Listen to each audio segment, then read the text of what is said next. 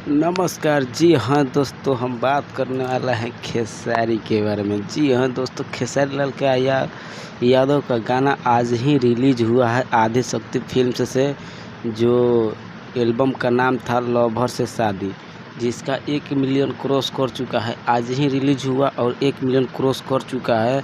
और आप लोग इतना प्यार दुलार दिए हैं इस सॉन्ग का कि ये 7 घंटा 6 घंटा में ही 1 मिलियन क्रॉस कर चुका है। और लाइक कमेंट का तो बात ही मत कीजिए, लाइक कमेंट इतना आया है खेसारी के पास कि आप लोग देख करके समझ सकते हैं कि खेसारी लाल यादव कितना उनका गाना पॉपुलर होने में कुछ टाइम नहीं लगता है।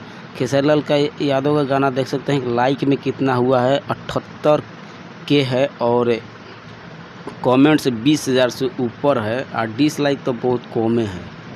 तो इसीलिए हम कहते हैं कि खेसारी लाल हमेशा ट्रेंडिंग में रहते हैं और ट्रेंडिंग में रहेंगे।